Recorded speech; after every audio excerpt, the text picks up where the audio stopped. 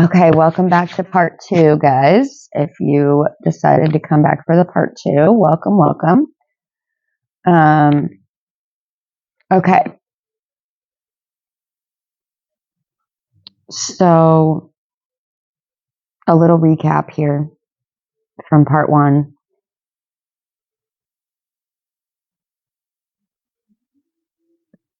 You're creating a new path, maybe a new version of yourself. In order to do that, you need to cut some things out, do some research, show yourself some grace. All right, so we ended on the scholar card in the last bit there, but it was talking about being the founder, the beginner of something. So we're gonna look into this founder card now and see how that correlates here. 34.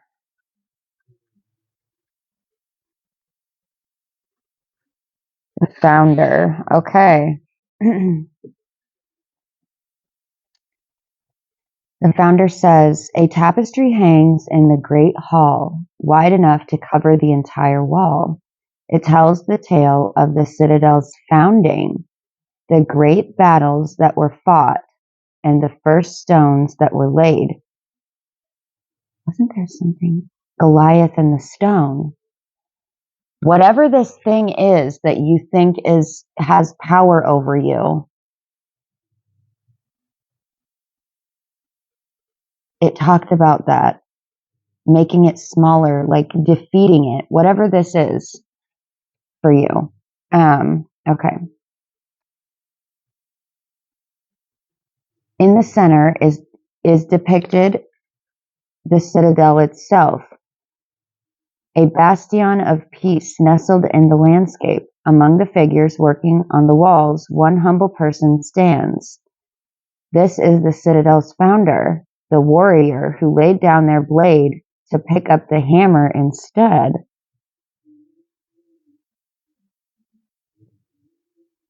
Interesting.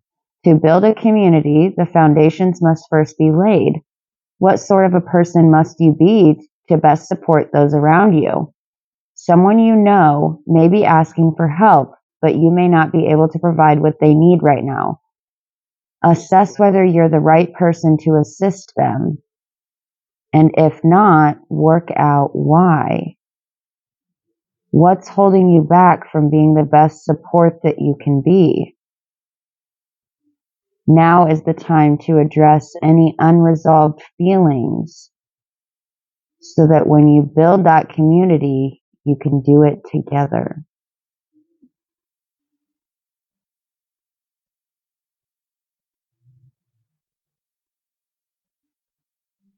Someone you know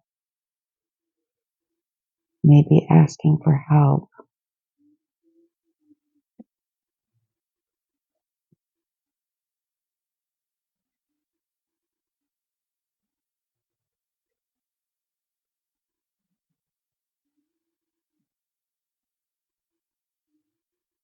How does that fit in? I get the founder part, but it seems like that's an important message too.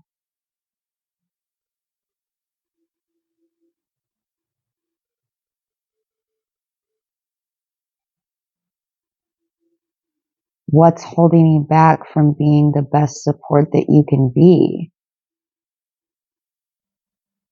And to who?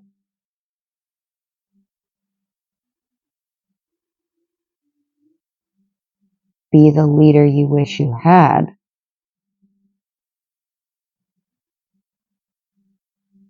Be the leader you wish you had. Be the best support that you can be. Now is the time to address any unresolved feelings. Maybe you're running away from those feelings. Maybe that's how the runaway fits into here.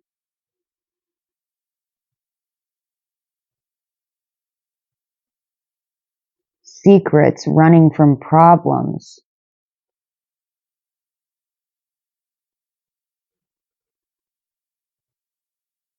Hmm.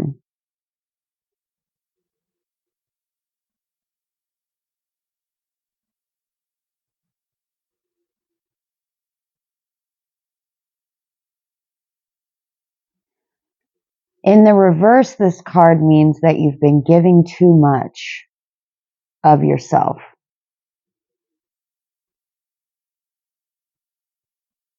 But I don't think it came out in the reverse.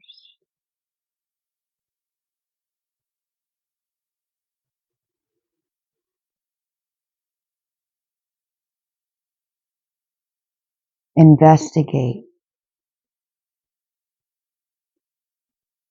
The Hermit energy. You need to reflect on this. Whatever this path that you want to take is, you need to reflect on it. Reflect on it. Figure out why you want it. Why do you want it? Is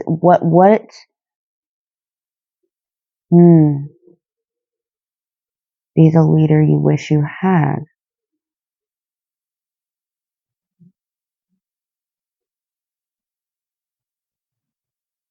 Why do you want this path? What is it going to accomplish for you? Is it going to help you heal some wound?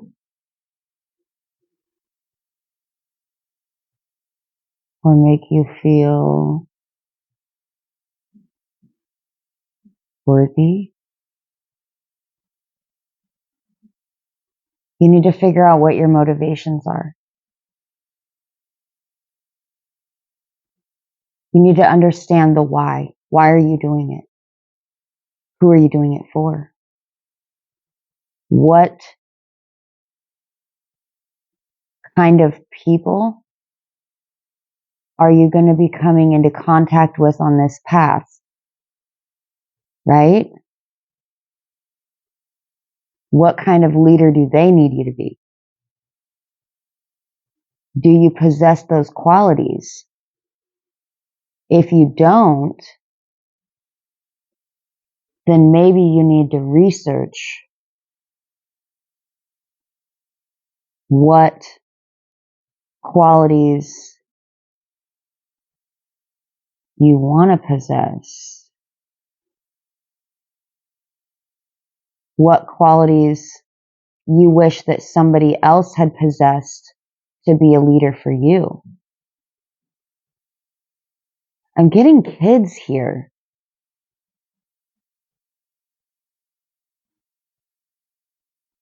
Maybe you work maybe you work with kids or the elderly, or maybe you have kids.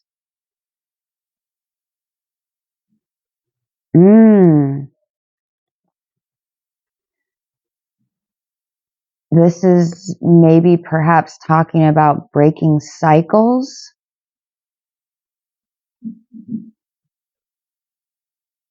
Like if you had an alcoholic parent, maybe. If you don't do that, then you're breaking that cycle. You're being the leader you wish you had.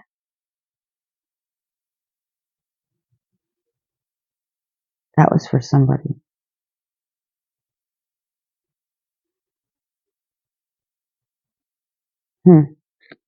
Okay. All right.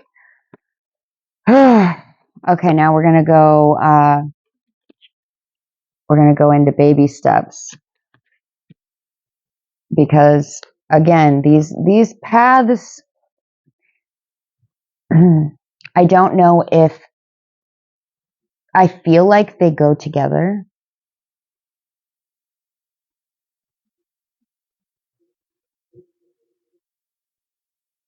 but it essentially could be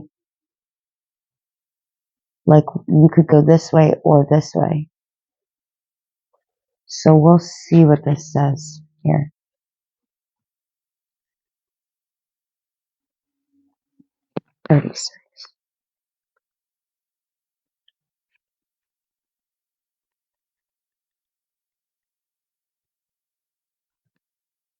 Okay.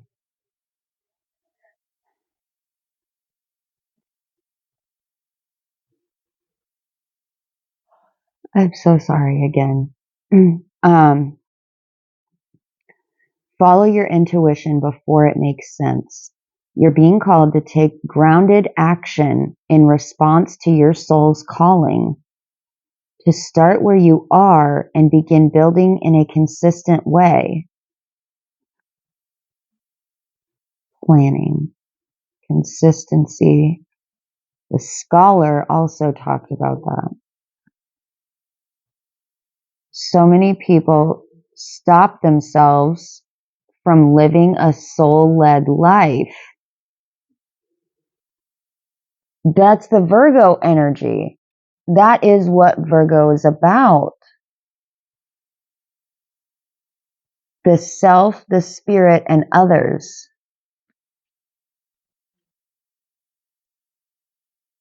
So many people stop themselves from living a soul-led life because they're waiting to know the destination before taking the first step. But intuition doesn't work like that. Our soul is always calling us every moment of every day.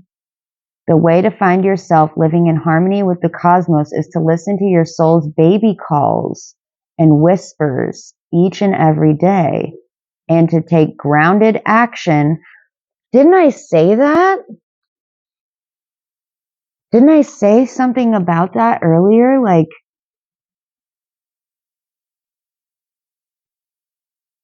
I'm gonna have to watch this. I'm gonna have to watch it back. Okay.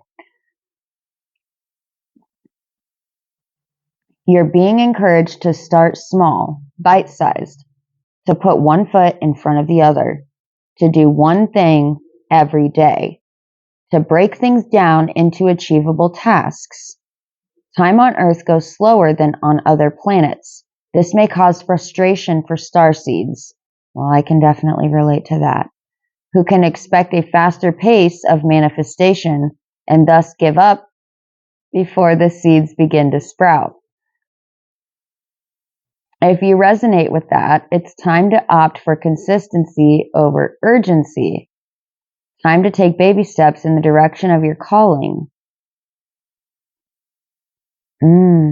To remember that you don't need to have it all figured out or know exactly where the path is leading you. You don't have to know every single step along the way before you set out on your great journey. You just need to take the next step. The Soul Inquiry says, what's one simple baby step you can take in the direction of your soul's calling?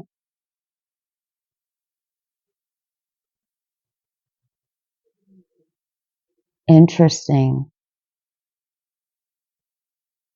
Interesting. Okay.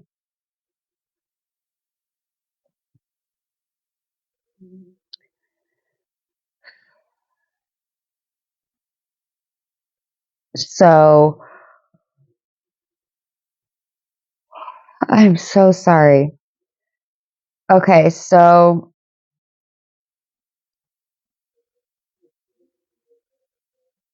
I think these go together. I think these go together. And I think that with this moose energy, you might be feeling a bit overwhelmed. Whatever this new path is, it seems too big for you to take on. It seems too daunting, right? Like it's bigger than you. You're just you, right? You're just this person with this idea or this thing that you want to do, right? So you're turning this beautiful thing that you want into a scary thing. That's where you have to change your perception. It's not scary. It's not scary if you take baby steps. Break it down. Break it down. Do one little thing every day. And then you know, this thing that it's like, okay, you can't build a Lego tower with, you know what I mean? You can't build a humongous, you know, I don't know where you're from, whoever's watching this, but like, I don't know, what is it, Minnesota or something? The Mall of America. They have like that Lego, you know, those big, huge, like Lego statues that people build, like a whole like Lego city, right? That wasn't done in a day.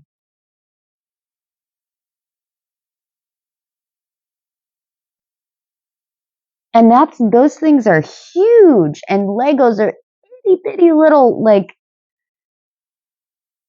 I don't know, somebody needed to me to put it like that. Like, yeah, maybe this thing is big, but it's not so scary if you break it down into little tiny Legos, right? And just place a Lego a day, you know? Maybe you'll start working up some momentum or something, and then you can place 2 or 3 or 4 Legos a day. Whatever this thing is, it's not bigger than you. You just think that it is. It's up here. You just think that it's bigger than you, but it's not. You're so much more than it. You're so much more expansive and bigger. You are bigger than this thing. You just have to change your perception. That's it. And that might give you a little bit of, I'm feeling like with this change in perception, you're going to have like this renewed energy about it, or like motivation. Excuse me. Excuse me again. I'm so sorry. I think I need to. I think I need to rest. Okay. Now we're gonna go to this next shadow aspect here, which is the hawk. See what this hawk has to say. I'm feeling like it's gonna be a perception thing, but we'll see. We will see.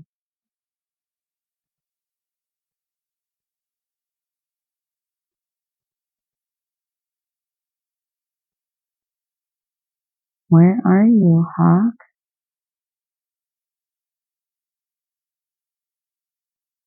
Page 7. Interesting. Page 7. Okay. Oh, it's short. Okay.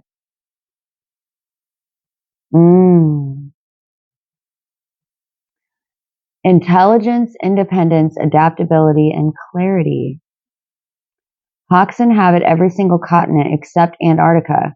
Because of the vast diversity found in the environments they inhabit, hawks are incredibly adaptable creatures thanks to their prevalence. Almost every ancient culture has lore surrounding this bird of prey. Many put hawks in the same category as ravens, owls, and other creatures known for their sharp intelligence. Scientists do as well. To see the hawk in your reading is a call to check in on your current state.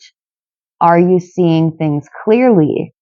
There is likely a situation at hand that is asking for a certain amount of flexibility on your part, but you may feel resistant. Ooh, maybe that's the runaway energy. You may feel resistant to bending.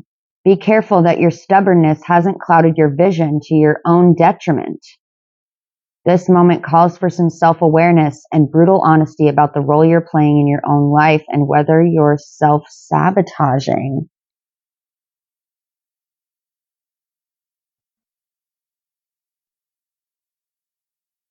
Interesting.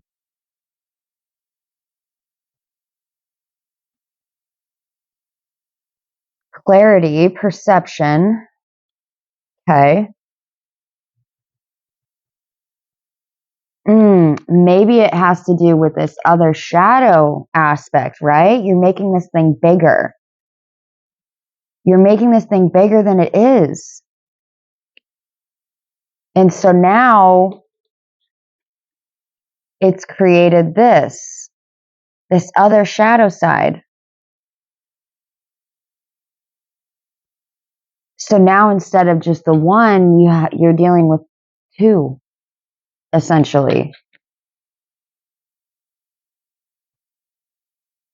Now instead of just dealing with the big thing, right? Now you're also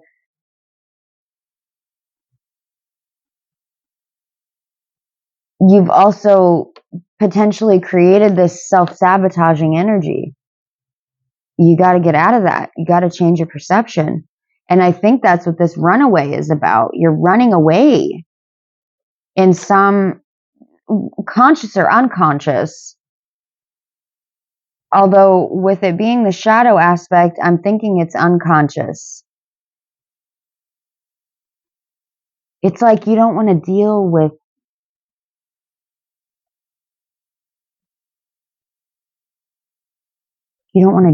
it.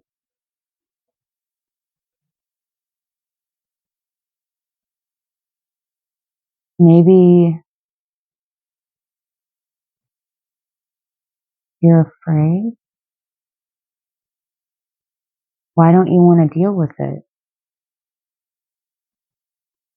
What are you afraid of? What do you think is going to happen if you deal with whatever this is?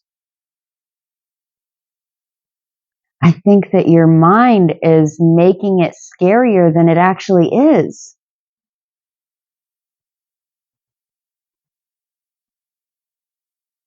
Whatever stories you're telling, like,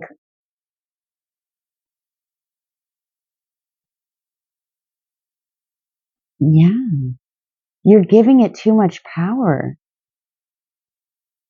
You're giving it too much power. You need to have some more self-awareness here. Are you sabotaging this new path? Are you sabotaging that path by giving this thing so much power?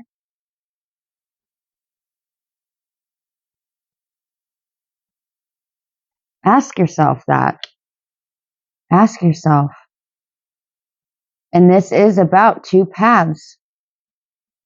If they go together, potentially they could merge, but it's like, yeah, you need to decide. It's almost like you need to decide if you're going to stay in this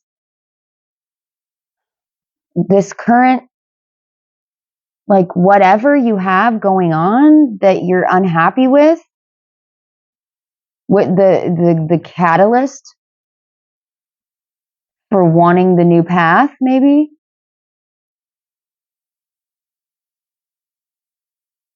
Or are you going to take the new path?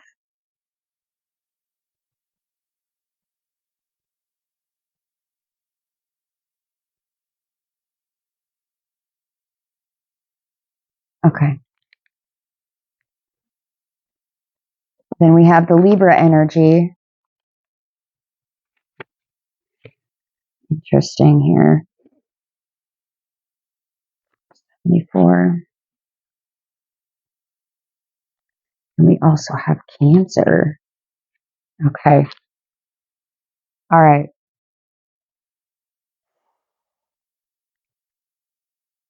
Like an energetic balancing scale, Libra is always weighing things out and considering the options. Being Venus ruled, its need for harmony creates a love of beauty, favoring traditional laws like proportion and symmetry.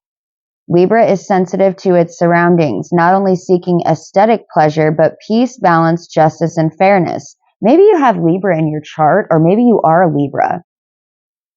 There's a lot of Libran energy this season too. I mean, we're kind of coming out of it, I think, but I don't know. I'll have to check on that. Don't like quote me on that.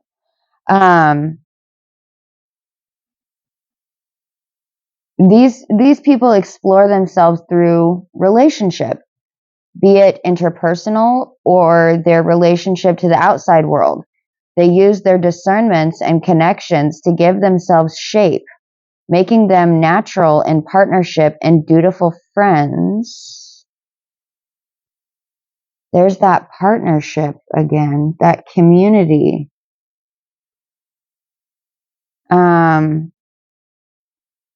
Disliking chaos and arguments, they are caring listeners. We have this generosity card too. And then we also have nurture, comfort, and protection. All right. Disliking chaos and arguments, they are caring listeners and judicious problem solvers. In excess, this thoughtful energy leads one down the garden path, lost in consideration, indecisive and paralyzed by choice. Libra is not indecisive by nature, but it's an easy consequence of its quest for balance, as nothing is perfect in the physical realm.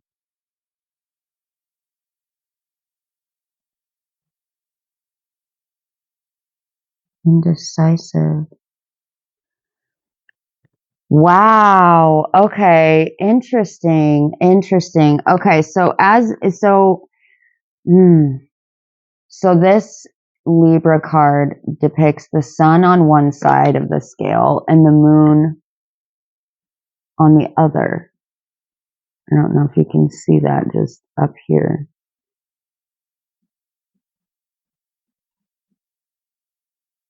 Two energies balanced. And in this sense, I think I'm taking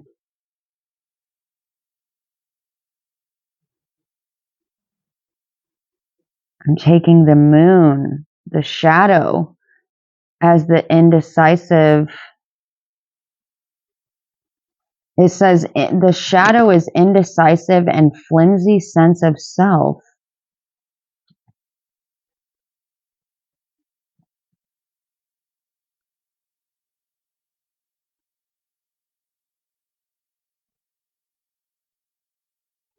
Okay. Imagine a house where each room represents a significant part of your life. These rooms include, but are not limited to, self-care, work, passions, relationships, and exploration. Walk into each room. This is interesting. I got a book recently that was literally talking about exactly this. That's so weird. Okay. I'm just gonna keep going. Walk into each room, noticing how it feels. Which ones are vibrant, flooded in light? Do any feel dark, dusty, or empty? Are any outdated or in need of organization? Consider what you give to each room and what it gives to you in return. Your guides want every room to be somewhere you love spending time, where the energy you give matches the energy you receive. They want your house as a whole to feel balanced, supportive, and inspiring, and your life as a whole to be a true reflection of your soul.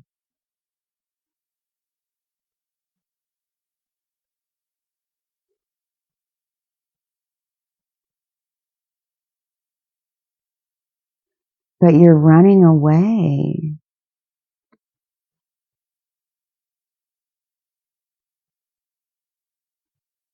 Maybe you don't know how to get there. With the investigation, the scholar.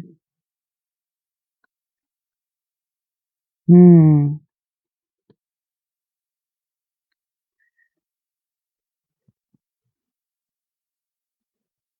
Don't be indecisive.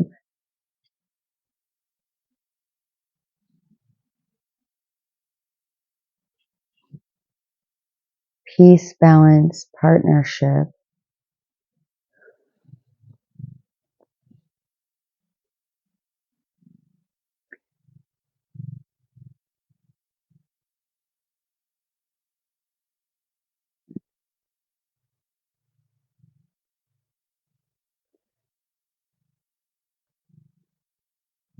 It's asking you to, and we got that hermit energy too. It's asking you to reflect on your inner landscape.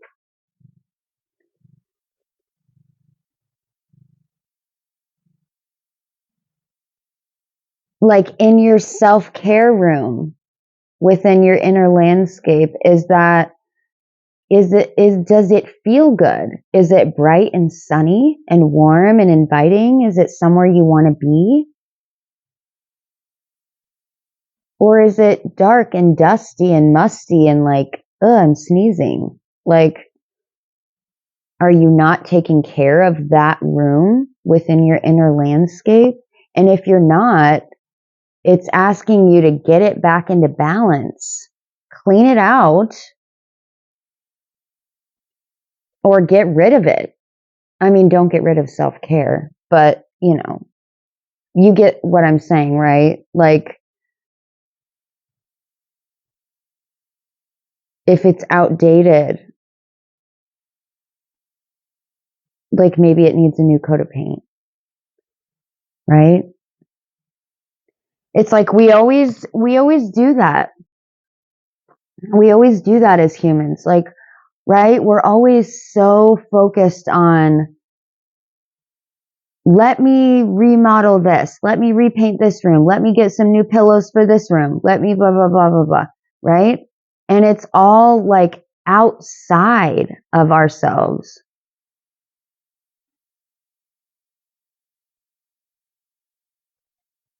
This is deep.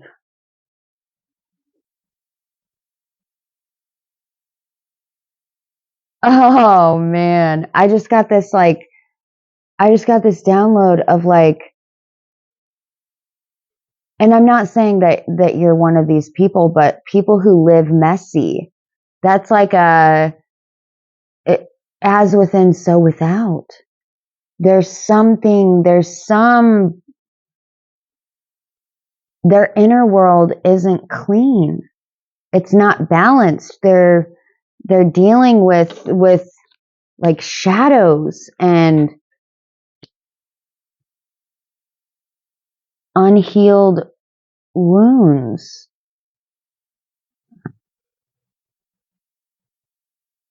Rooms within their inner landscape that they haven't cleaned or bothered to even look at. Interesting. Maybe that, I don't know. Maybe that was for somebody. I don't know. Weird. Okay. I mean, not weird, but you know what I mean.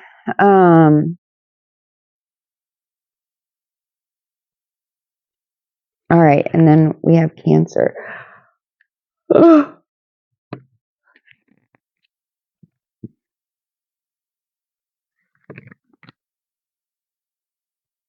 not sure why that was stuck. Okay. Maybe I spilled something. This is my cat, Midnight, by the way. My Mitty. Hey, Mitty. You come to join our reading.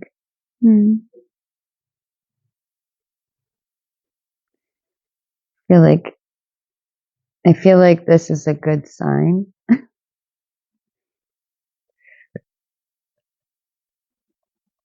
I cannot stop yawning, you guys. I'm so sorry. Okay. Cancer is a sensitive energy with a deep interior life. Again, What did I just say? Interior landscape? It is emotional and receptive, tied to the past and memories. In these warm, caring tribal waters are family-oriented beings who are tender-hearted and protective. And I was getting something about children in the first little half there. So preparing a new path or forging a new path, perhaps for your children.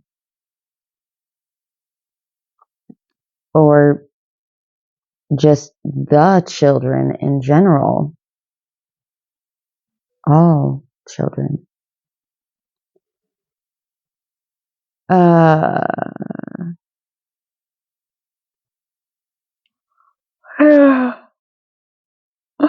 so. Moon ruled, this divine mother energy gives and requires gentle nurturing. These intuitive creatures feel all energies swimming around them. It can be overwhelming not knowing where their own feelings end and another's begin. Oh, I can relate to that.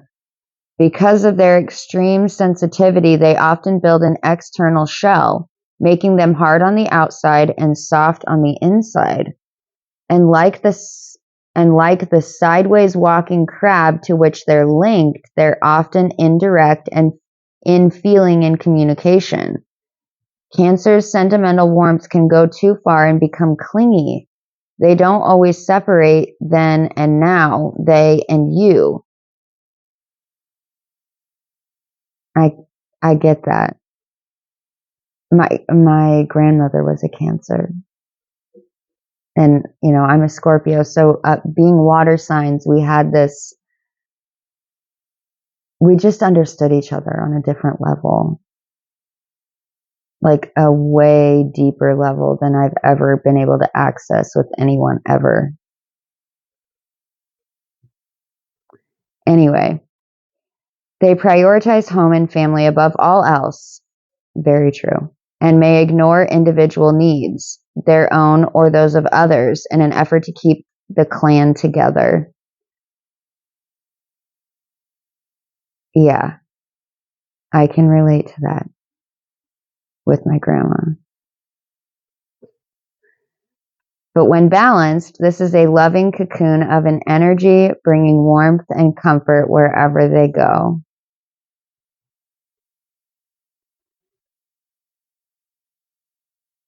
Interesting that one of its energies is nostalgia. Because when I think of my grandma, that's how I get very nostalgic. And sometimes I cry a lot, but yeah, okay.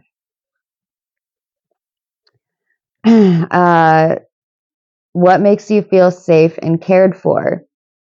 Journey inward and listen to your needs as you would a child you love very much. Wow, I'm getting emotional. Okay, I'm picking up on this Cancerian energy here. Free write in your journal, giving voice to your child within. Deeper than wants and wishes, at the root of the root, what is it you cry for? Where are you feeling empty, scared, powerless, or deprived?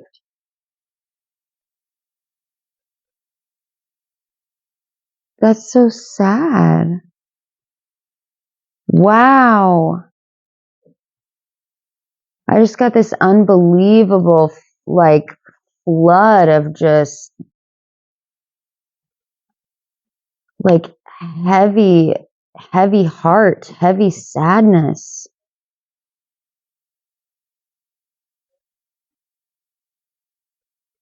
Oh my gosh.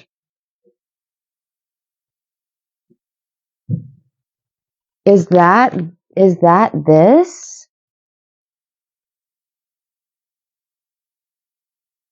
Is that why you're making this moose so large? This thing?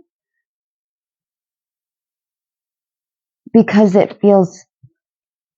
because it's heavy. It's heavy to you. It's weighing you down.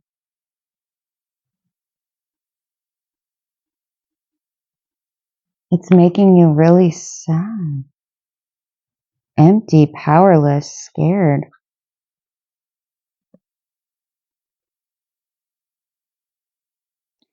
It says, consider ways to nurture and provide for your inner child. You need to do shadow work. You need to do your inner child work.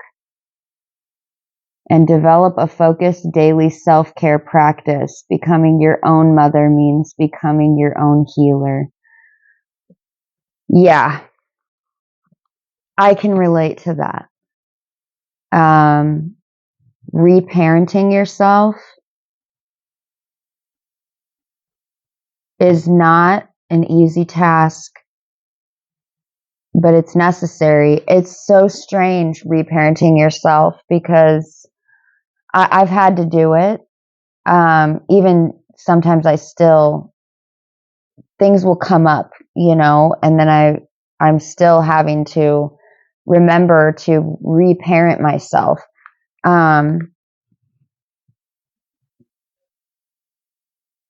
It's so strange because when those inner child parts of you come to the surface, it's like you have to be two people at the same time. It's like you have to be, like, half of you is like in this child, like triggered energy where maybe you're feeling very scared or powerless, humiliated, whatever it is. And then you have to also be in your grown-up mind, your caring, nurturing, mothering energy mind, where you're like, if I was this, oh my God, maybe this reading is about your inner child. Okay. Sorry. How would you want, what kind of leader would you have wanted in those moments when you were feeling scared or humiliated or whatever? Who is this grown-up version that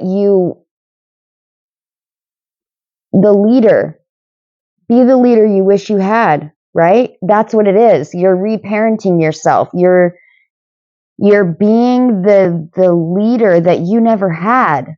So when you're in that triggered inner child moment where you're like, oh my God, I'm scared, right? This thing is so big and I'm so tiny. What would you want the leader in your life, or the mother or whoever, how do you need comforted? That's what you have to do in that moment. Like if you're feeling scared, would your motherly or leader self hug you, your child, your inner child? Would you hug them? Would you talk to them in a calm, soothing voice, maybe? Sing like a lullaby or some, soothing melody. Like, how would you react in that situation?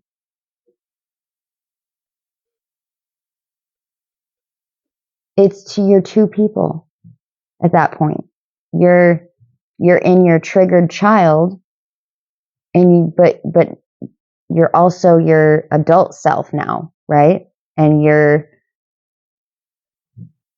having to give your inner child the love and the care and the compassion and the nurturing that you would have wanted.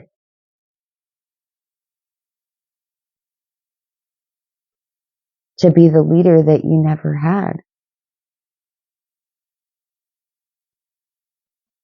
Damn. Whoo, whoever this is for, this is deep.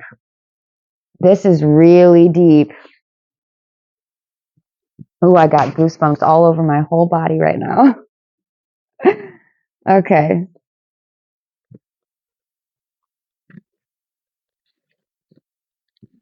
I hope that helped. That's kind of how I was going about doing my reparenting.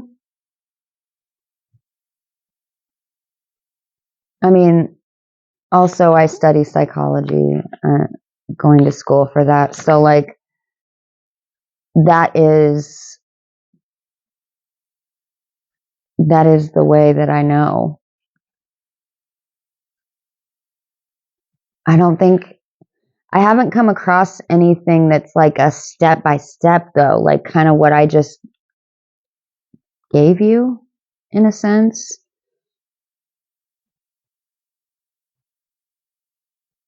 I haven't come across anything that's like, oh, well, when you're feeling triggered in your inner child, do this. Like,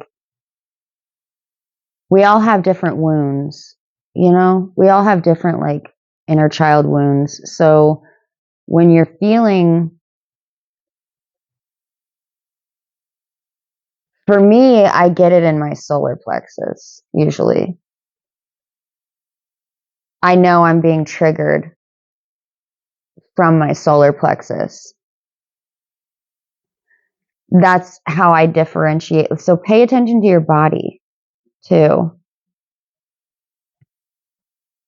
And you know when you're being triggered, but you need to take that second, that step back. Maybe if you can, try to separate yourself from whatever the trigger is, go to a quiet place, kind of retreat for a moment in solitude if you can, and figure that out.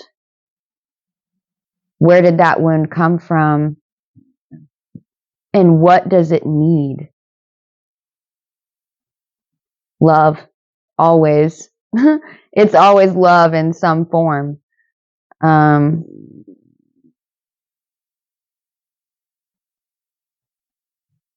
I hope that helps. Okay.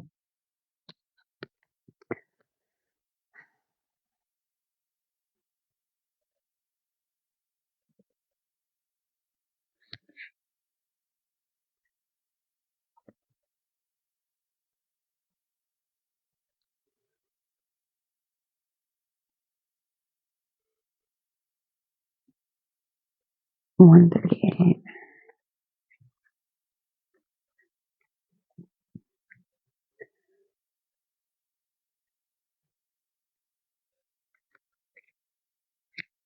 Okay. The runaway. The streets are busier than usual, and the number of people and voices clamoring in the market is overwhelming. But even among them, one person stands out, dressed in clothes that look a little too foreign, a map in their hands, and a look of uncertainty on their face. The runaway has lived in a cage their entire life, protected yet stifled by wealth and a good family. The runaway longed for new experiences, but was unable to break free. Now that they've finally made their escape, however, they've realized the world outside is too vast, and they fear that they can't ask for help, lest someone send them back home again. It's normal to want to run from your problems rather than facing them, but soon you'll find that this won't resolve anything. Your problems will simply follow you until you're overwhelmed by everything you've been avoiding. It's time to start admitting to yourself what you're running from and address it.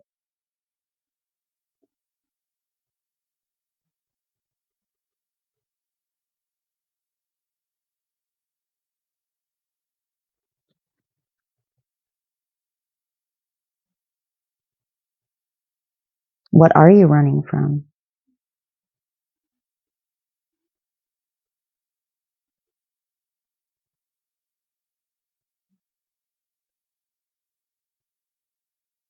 I keep going back to this. You're running from this thing. Whatever this is that you're giving so much power,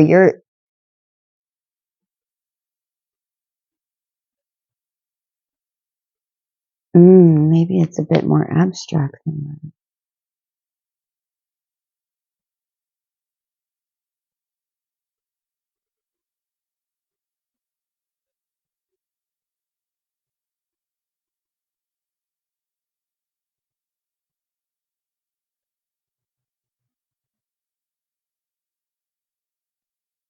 No, it's that. It's that thing. That inner thing, whatever that is. Why are you running from it?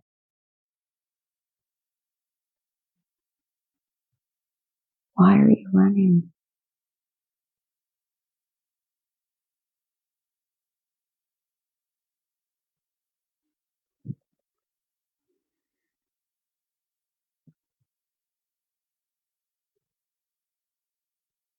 What are you running from?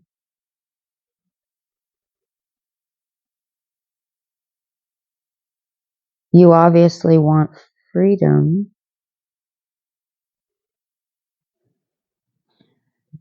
It says the runaway has lived in a cage their entire life. I feel like that's significant.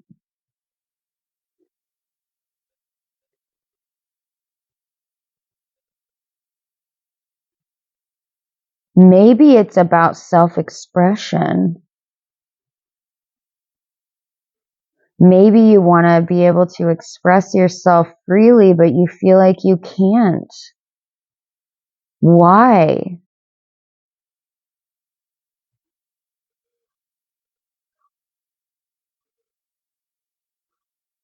There's so much expression on this card.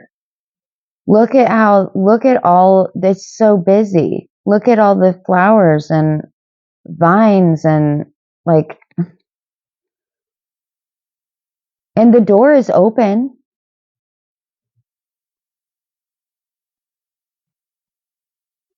The door is open.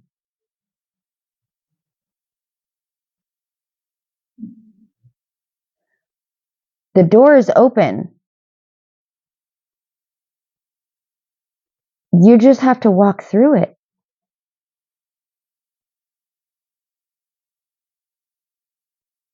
You have the key, at the top of the card, you have that key. You've always had the key. You just thought that you didn't. You just thought you didn't have the key, but you always have.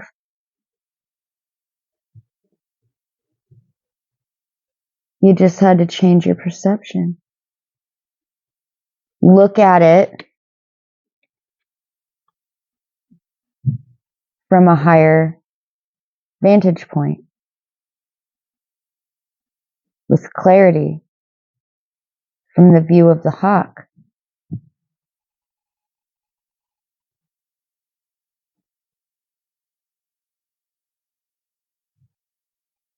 You've always had the key.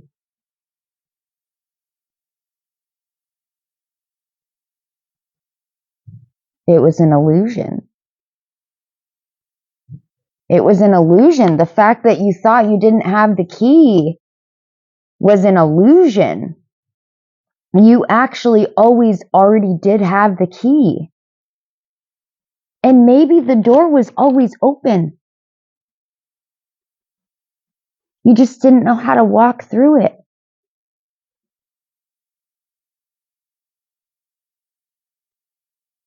You didn't know how to push the flowers aside.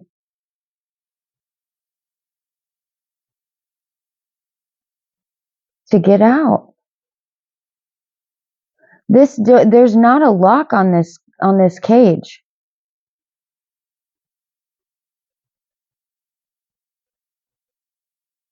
There's not a lock on the cage, but there's a key at the top.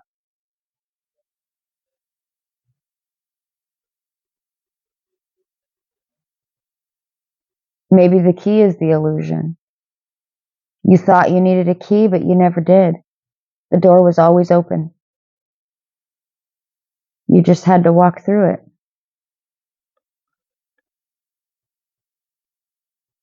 Huh. Interesting. Okay, next we have the Muse. I'll be interested to see what our confirmation cards came up as. This is one deep-ass reading. Y'all, I don't know whose reading this is, but whoa.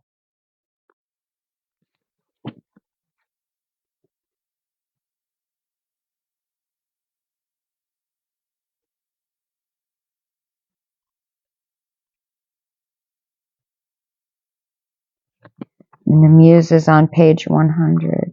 Interesting.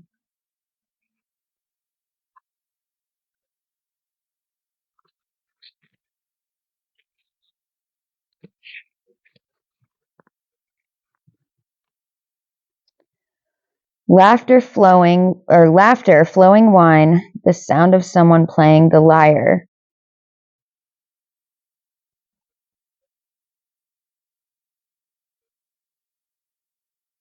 That must be like a harp. And interesting. So there's like a harp, a pomegranate, and a bird on these cups. Okay. Sunshine streams into the square, bathing a gathering of dancing youths in its warmth. The Muse doesn't see the world as it is, but rather its potential and dreams of a life of peace and equality. Never short of a song or a toast, the Muse is an optimist and a lover, always ready with a kind word and a spare cup of wine. Now is the time to look beyond the bad news and embrace a little of that dreamer spirit. Any situation can be improved with hard work, but it also needs optimism, belief in the potential for a better outcome, especially if others believe in it too. Being jaded is for the world weary. Embrace positivity instead.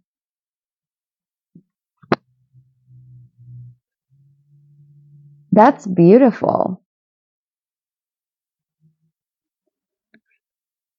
That is fucking beautiful. Embrace positivity instead. Oh gosh, what is it?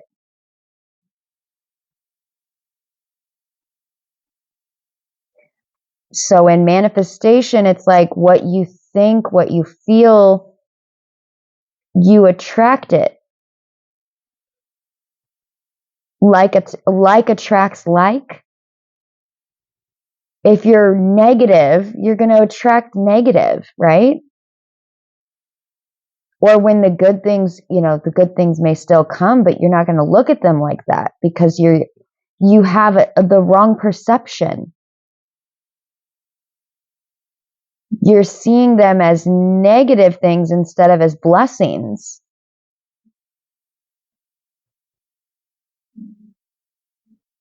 But if you switch your position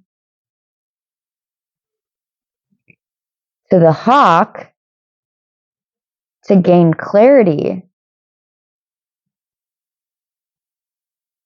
you become the Muse. Positivity, which will attract your new path. Interesting. Okay. Let's take a look now at our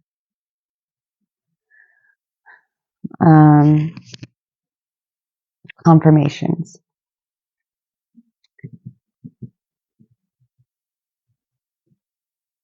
Okay. I feel like this one came first, so. This one says, I breathe in love and exhale fear. Going back to this,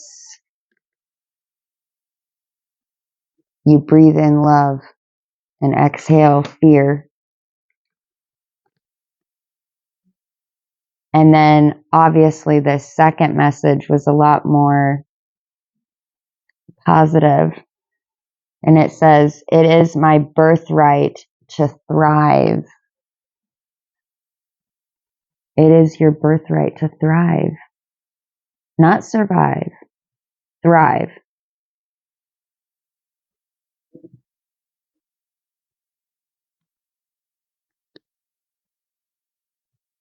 Interesting.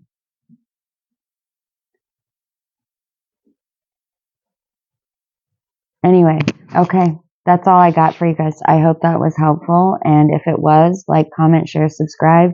Let me know in the comments if this resonated with anyone. I'm really, really curious to know whose story this is. Or if any of it resonated at all.